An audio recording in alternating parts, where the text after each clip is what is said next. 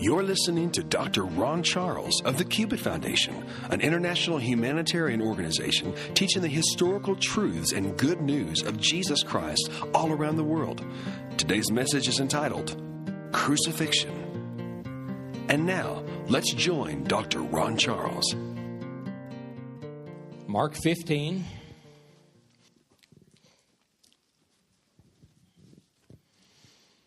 I'm going to read one verse of Scripture, and one verse only, in Mark 15th chapter. Verse number 25. And it was the third hour, that's 9 o'clock in the morning, and they crucified him.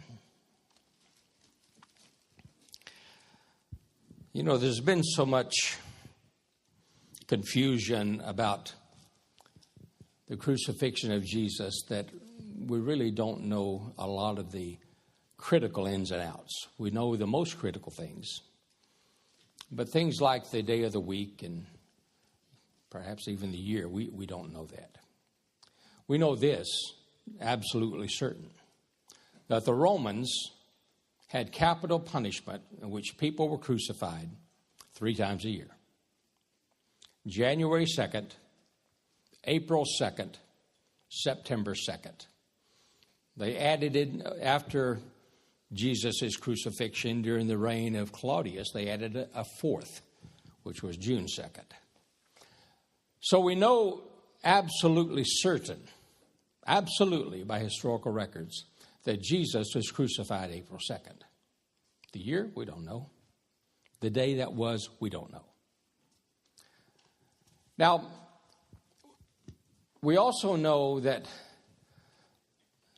the Roman emperors were very meticulous in their records. In fact, Augustus Caesar says that any historian, any scribe who are recording events for senators, for generals, for courts, or whatever the case may be, they dare not deviate from truth, whether it was complimentary to Rome or not, whether complimentary to the emperor or not, whether complimentary to the event or not. It didn't matter. Truth had to be told. And if it was found that a scribe, a court historian, a court recorder, a senatorial historian, scribe, anyone, fudged just a little bit to make their governor look a little better or make Rome a little bit better, then Augustus says you would have both eyes forfeited, both hands and both feet. 18 scribes and historians didn't believe him, and they suffered the ultimate consequences because they became victims of that decree.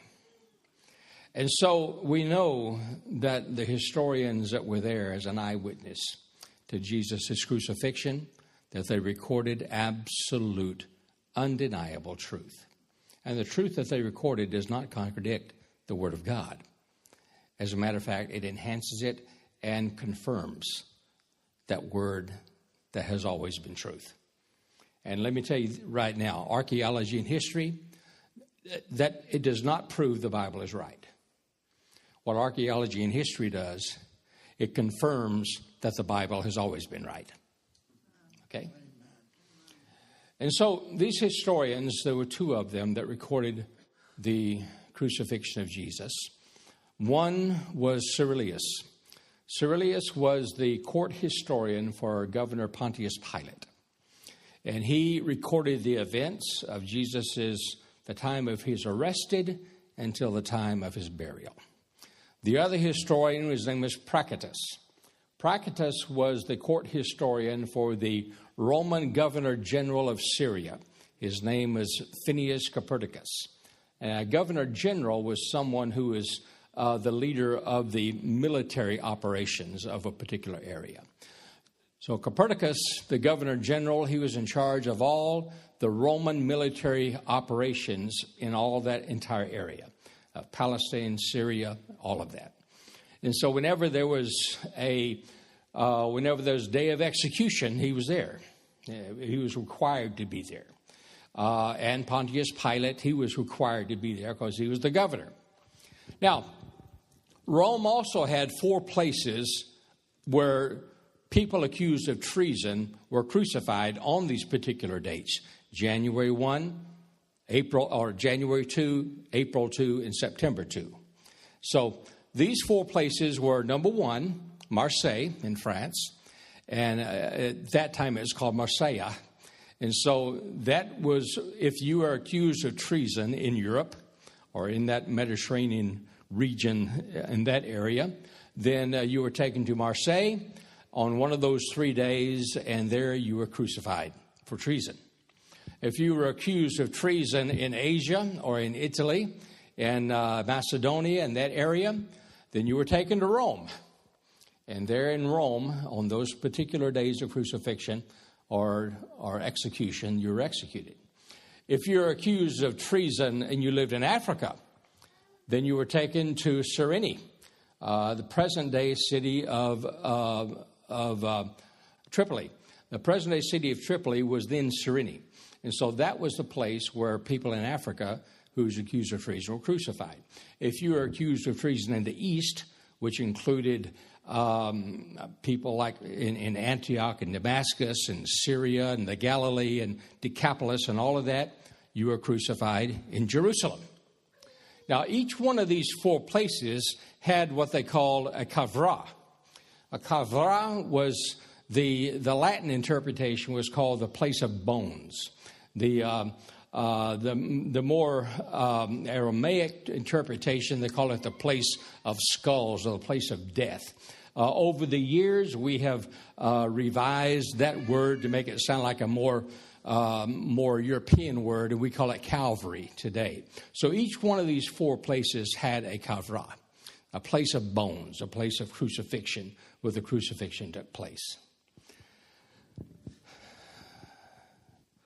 The Roman historians tell us, and this was the accepted truth even in the church for the first 300 years, that Jesus' agony from the time of his arrest until the time of his death lasted 5 days. By the year 300, that had been reduced to 4 days. By the year 1000, it had been reduced to 3 days. By the year 1200, it had been reduced to 2 days. Finally, in the year 1418, it was declared by the church leaders at that time that Jesus was arrested on Thursday night and crucified on Friday morning, reducing the horror of his experience down to less than 12 hours. But tonight, I'll relay the story to you as it actually happened, recorded by the Roman historians, and the 5 days that Jesus went through from the time of his arrest to the time of his death. We all know that he was arrested in the Garden of Gethsemane. We know that according to Cyrenius, as well as John, confirms that a band of Roman soldiers of 600 strong came out, not including the temple guards and the religious leaders of the Jews and the magistrates and so forth. And there was a group of almost 1,000 people to come out to arrest Jesus. A man of peace needed that much firepower to get arrested. That doesn't make a whole lot of sense. But they took him to the house of Annas. In the house of Annas, we really don't know what happened there. Annas was the father-in-law of Caiaphas, the Jewish high priest for that year. And Cyrenius tells us that it was there that Jesus was accused first. He was slandered and accused by witnesses who couldn't agree on their stories. And he was there with them all night. There was no physical abuse took place there against him. But in the morning, he was taken to the house of Caiaphas, Caiaphas being the high priest. And it was at the house of Caiaphas that Jesus was again slandered for just relentlessly slandered and lied about, and false witnesses came forward, and they couldn't agree on the charge against him and so forth. It was also that the first time Jesus was physically abused. It was there that he was slapped. And they said, you're a prophet. Who slapped you? And it was there that even the chief priest and the high priest, they slapped him and said, don't talk to the high priest this way and this type of thing. And Jesus didn't say nothing. And so that remained all day long. And then when the sun went down, then Jesus was led from the palace or from the house of Caiaphas to the Sanhedrin. And the Sanhedrin was the Jewish council. And they were the ones that had to give a final conclusion about why he was being arrested and so forth. Now, they couldn't carry out any death sentence. Only Rome could do that. And so any type of judgment that they had against Jesus then had to be taken to the Roman authorities, and they had to approve. Now, it was while Jesus was being led, this was at sundown of that day, Jesus was being led from Caiaphas to the Sanhedrin, is where Peter came face to face with Jesus after he denied Jesus. You remember when Jesus said, before the cock crows twice, you'll deny me 3 times? Well, this is not a chicken. It's not a rooster that you have out in the yards. The chickens and roosters and that type of thing didn't make their appearance in the Middle East until the 2nd century, 200 years from this time. This cock that crowed was a peacock.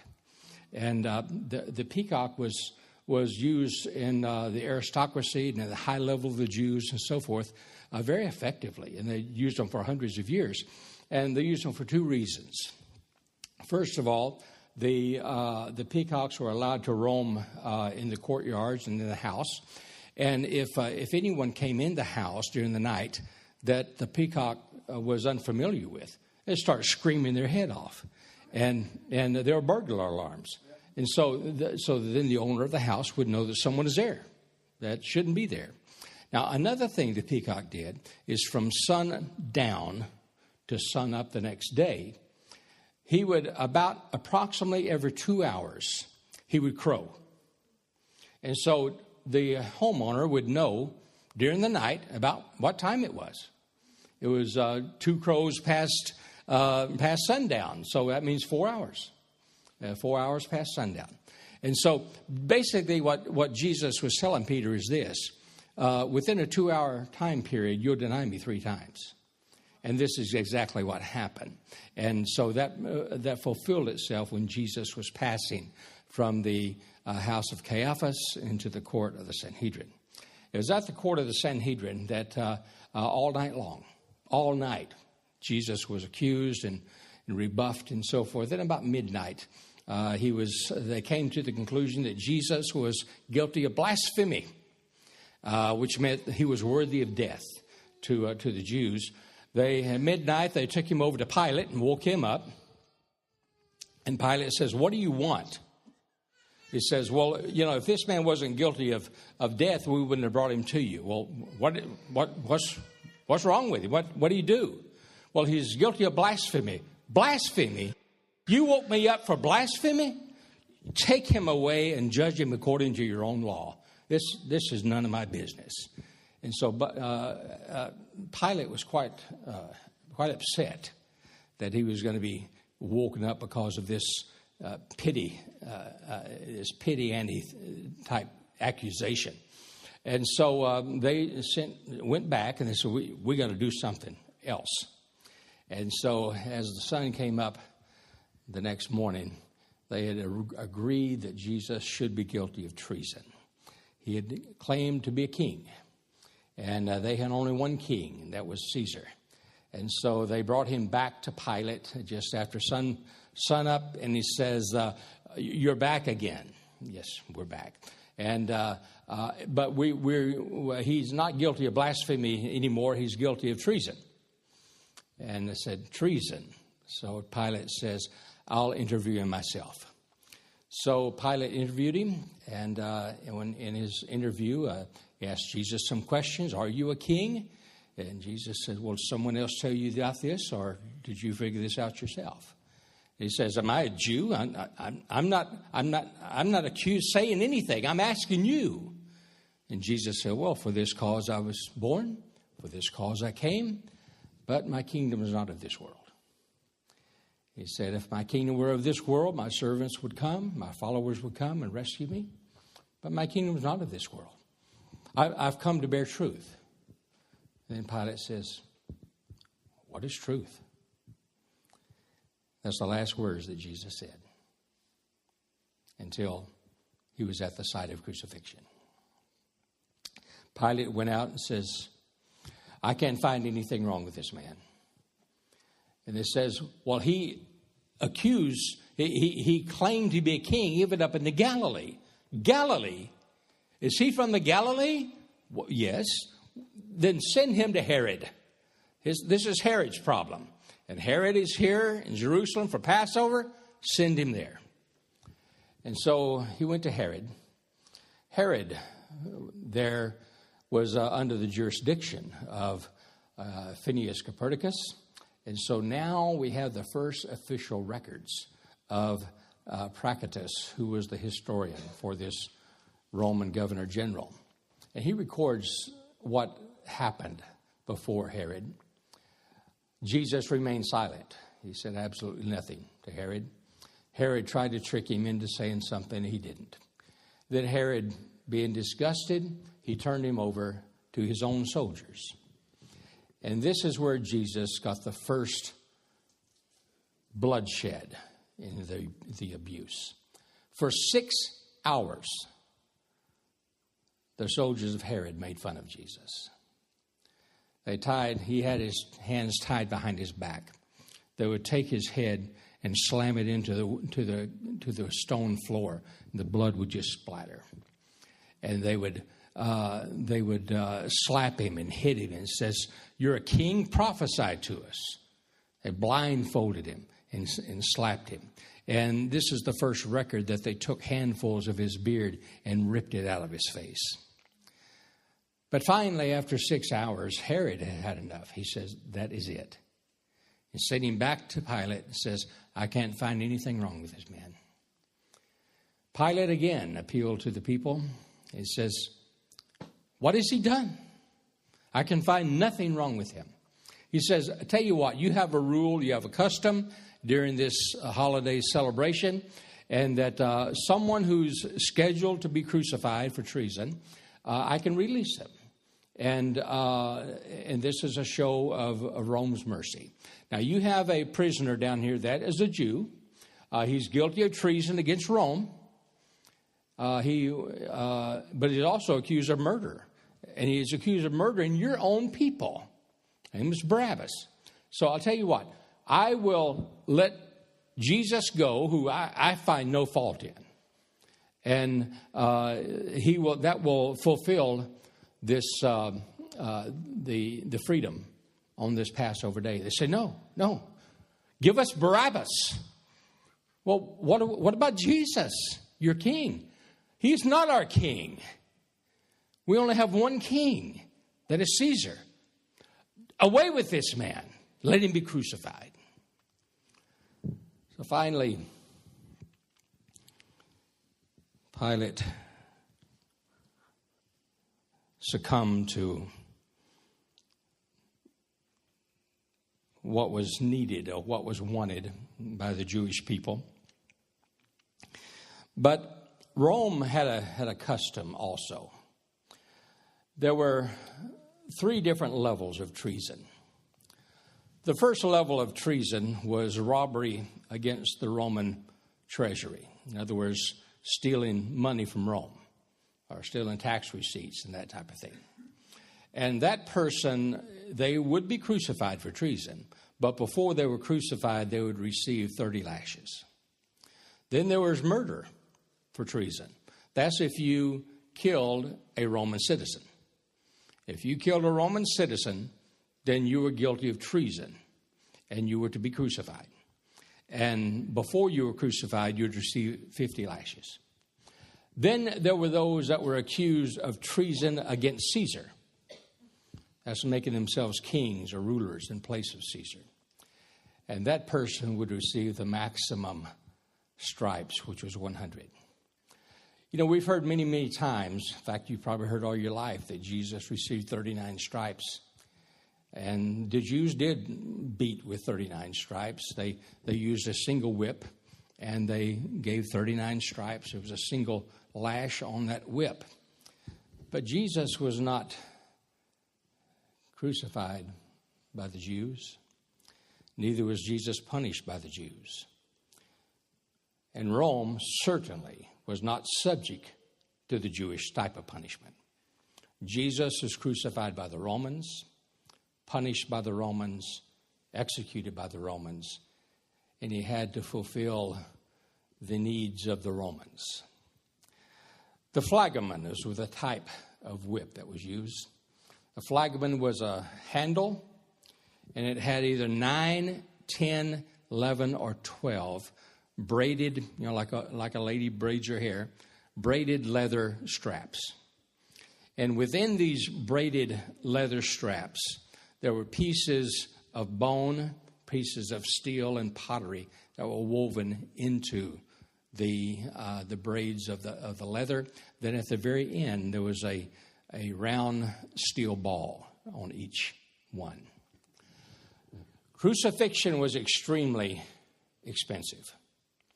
You had to pay overtime to the Roman soldiers. You had to pay extra for crowd control and all of this type of thing. And it was the most expensive punishment, or the most expensive execution that Rome had. And so to the best of their ability, the Romans tried to kill the prisoner before he got to crucifixion, because it was too expensive. And they'd save a lot of money if the prisoner died before they got there. And scourging, or beating with stripes, is one way that they did that. The beating was administered by 3 gladiators, 3 slaves who were gladiators. And this is a way that Rome tried to reward these gladiators for works that they had done well and they had accomplished themselves in the arena. Each one of the gladiators were given 10 swings of the whip. And after the 3 had given their 10 swings apiece, then they started over again with 10 more allotments, and so forth, until the entire 100 lashes that Jesus received was administered. Now, if you take the 100 lashes and multiply that times the 9, 10, or 11, or 12 individual lashes, then you can see that what was laid upon Jesus' body was well over 1,000 individual stripes.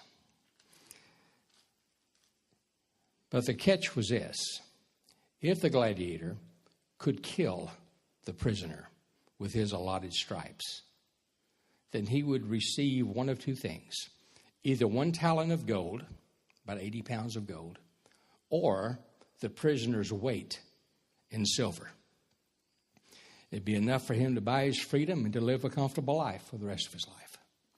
So to the best of their ability, these men tried to kill the prisoner, in this case, Jesus.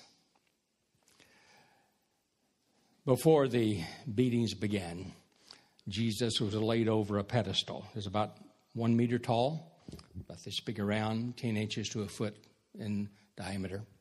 He was laid over that. His hands, his wrists were chained to his ankles. While he was in that position, the centurion who was in charge of the beating would take a rod, a wooden rod, about this big around, and then he would beat on his back 50 times on the back. And the purpose for this was to break down the blood capillaries and make the blood rise to the surface of the skin, because the purpose was to have the man bleed to death, so he would die. And so the blood was raised to the surface by the beating of the rod, and so that when the stripes were administered, the maximum amount of blood would flow. Cyrilius and Praxedis both were eyewitnesses to the scourging. Cyrilius says that he has seen the scourging of over 1,000 administered by Rome. But of all the ones that he was eyewitness to, there was never a man who was more beaten more disfigured and more marred than Jesus was. He says that when the whip went across his back, that the pieces of bone and pieces of pottery and steel dug into the flesh, and they had to literally jerk it out. And when they did, big pieces of flesh came out with it. And as the stripes were laid, before long, the backbone began to be exposed. The ribs began to be exposed. The organs began to be exposed. And the back was in ribbons. 50 lashes were administered to the back. Then Jesus was turned over, and 50 lashes administered to the front. Practice tell us that Jesus' face was totally gone because of the striping. Again, ribs exposed, organs exposed. Every inch of Jesus' body was hanging in ribbons. But yet, during all of that, Jesus did not say a single word. Not one. Why? Why didn't he just scream out one time, "Father, help me"? Well, the Father would have immediately. But he didn't. Why didn't he scream out in pain just one time and says, "I can't bear this any longer"? But he didn't. Because I'm sure that Jesus remembered what Isaiah said. He was wounded for our transgressions, bruised for our iniquities. And then there was that little phrase, "By his stripes we were healed." And Jesus knew that if he screamed out one time, there would never be provision for that, for us, for the healing of our cancer, for the healing of your migraine headache, for the healing of your heart attack, for the healing of your arthritis. And because of us, Jesus remained silent and didn't say a word. Well, Jesus survived the beating. That being the case, the Roman says the gods have willed that he be crucified. So the blood had to stop. Otherwise, he'd bleed to death. And so, because he survived, then he was going to be crucified. So they had to stop this flow of blood. They took Jesus and they immersed him in a vat of salt water. Salt water, excruciating pain, but it did stop the flow of blood. After that, Practice tells us that Jesus was given to the Roman soldiers, 600 strong. And for the next 8 hours, they abused him. They put a robe around his shoulders, plaited a thorn crown and rammed it on his head, gave him a reed as a seraphim, and began to beat him on the head with this thing, driving these thorns deeper and deeper. Practice tell us that they slapped him on this mass of torn flesh that used to be a face, and the blood just smeared and splashed every place. They took him by his head and slammed him down on the stone floor. It says, "Bow to us, you king." Spit on him. Can you imagine what Jesus looked like again after 600 soldiers spit on him for any length of time at all? But for 8 hours, and this was after the beating with the whip, but Jesus did not say a single word. Afterwards, Pilate took him out to the people. He brought him here and says, "Behold the man. Look what I've done." He cannot even be recognized as a man. He is forever marred to the point that he will never be a man. Doesn't this satisfy your lust for his blood? Isn't this enough? They said, crucify him. Why? What has he done? Crucify him. If you don't crucify him, then you're not a friend of Caesar's. Basically, they would accuse Pilate of treason.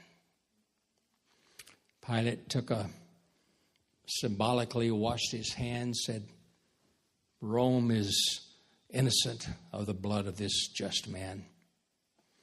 And they says, let his blood be upon us and our children. We want him dead. Aurelius tells us Jesus was taken back to his cell that night. He spent the night in his cell. Needless to say, probably not much sleep. 6 o'clock the next morning, that's when crucifixion began. Jesus was taken from his cell at 6 o'clock by the Roman soldiers. The horizontal piece of the cross was laid on his shoulders. The vertical pieces at the place of crucifixion were always there. Always. They stood there. They'd been standing there for years. They stood there for years more. And they were always in place. They had at the very top of the vertical piece was a U-shaped groove. And that's where the horizontal piece was laid and tied in place. And so Jesus, bearing the load of this horizontal piece, about 220 pounds, started on the walk. It took 3 hours to get from his cell to the place of crucifixion. Along the way, we know that Simon of Cyrene was taken to help Jesus. When he got to the place of crucifixion, the horizontal piece was laid on the ground. Then Jesus was thrown down on top of it. His arms extended, and he was nailed in the wrist between the hand and where the wrists connect, and all these metacarpal bones or carsal bones. And so after that, the entire horizontal piece was raised, then dropped into the groove on the top of the vertical piece, and there it was attached. And after that came probably one of the most excruciating things that we could possibly imagine. While Jesus' hands were outstretched like this, they forcibly took his body and racked it like this at about 180-degree rack or 90-degree rack. And when it was racked like this so that the muscle spasms would reach their maximum pain, then they had to hold that body in place so that they could nail the feet. And so a wooden rod was driven through Jesus' hip. And it wasn't through the bone. It was just right underneath the bone, so that Jesus' raw hip bone would be carrying the entire weight of his body, balancing on that wooden stick. And the pain was totally unbelievable for that to happen. But as that wooden stick held him in place, then they nailed his feet. You know, God made this body of ours just like a marvelous machine. You know, we walk on our feet. And all the nerve endings of your body, every organ of your body, they go to the bottom of your feet. As you walk throughout your day, those nerve endings are massaged. And as those nerve endings are massaged, then the organ of your body is massaged, and that causes that body to function properly. This is why a person that is bedfast and they can't walk, they have everything in the world wrong with them, because the body can't heal itself as it walks on a daily basis. Now, if those nerve endings are punctured from beneath, if you step on a nail or something, nothing happens basically to the rest of the body. Or if the foot is cut off, then there's no real reaction to the rest of the body. But if those nerve endings are punctured from the top down, like it would be if nails were driven through the feet. At the very moment that the nails punctured the feet, those nerve endings would explode apart. And when that happens, at the same time, simultaneously and instantly, Jesus had the pain and the symptoms, not the disease itself, but the pain and the symptoms of every major disease that affects the organs of your body at the same time. Instantly, when those nails penetrated his feet, he had the pain and the symptoms of a heart attack, cirrhosis of the liver, migraine headache, cancer of the brain, lung cancer, arthritis, tuberculosis, name it. Anything that affects this body, Jesus had instantly. And then we have the first recorded words of Jesus since the time he was standing before Pilate. And this is what he said. Father, forgive them. They know not what they do. Even then, Jesus could not say a word in his own defense because of us. Because not only now do we have the provision for sickness, disease, injury, but now he goes a step further. Now he's making provision for our souls. He couldn't say anything.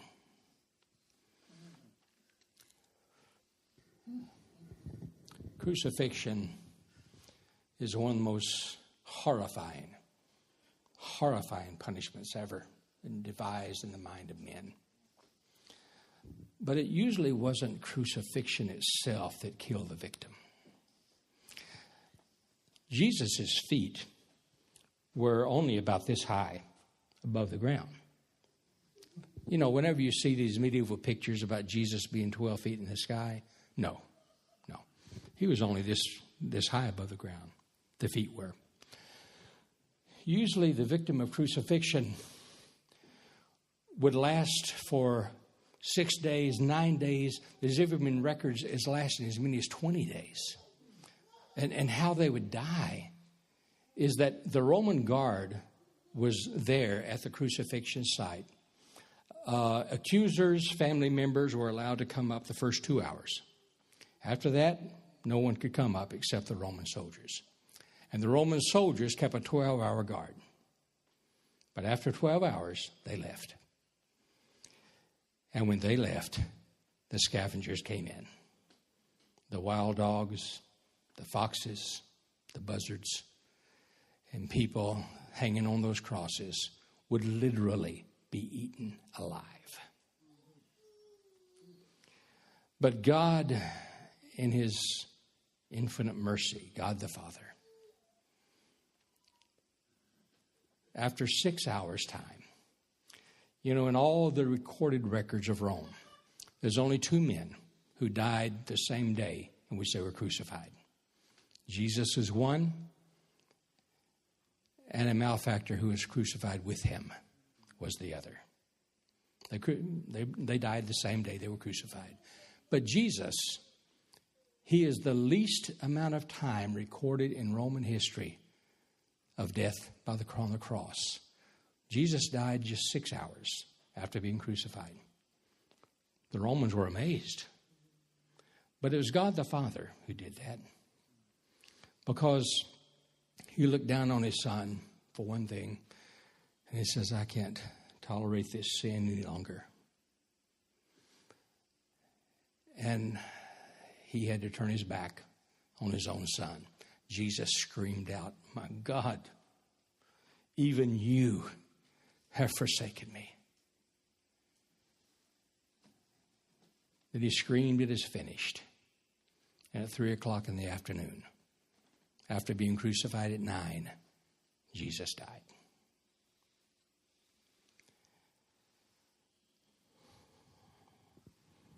And he died for us. Amen. story didn't end there. He was buried. But after 3 days and 3 nights, he came alive. And he's still alive today. And it's amazing how many Christians, they will say, God, do you still love me? Or, Lord, you just don't understand my situation. You've never been where I am, God. Lord, you've never been in my situation. You just don't understand. But Jesus does understand. He understands what it means to be a convict, to be in prison.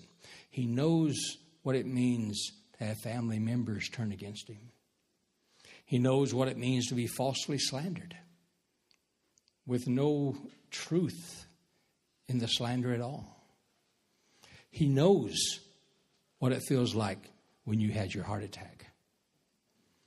He knows what it feels like when you can't breathe because of that asthma.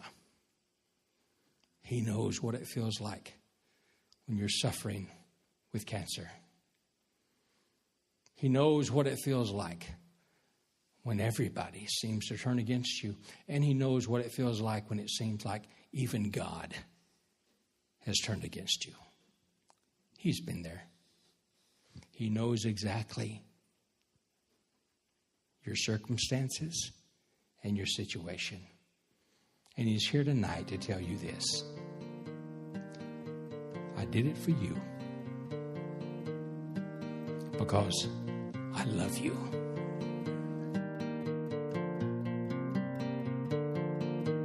And that concludes today's teaching with Dr. Ron Charles of the Cupid Foundation. If you've been blessed by today's message, you can order more life-changing teachings in the form of DVDs, ebooks, hard copy books, and CDs by going online to www.cubitfoundation.org. That's www.cubitfoundation.org. Or you can call 770-207-0051. That's 770-207-0051.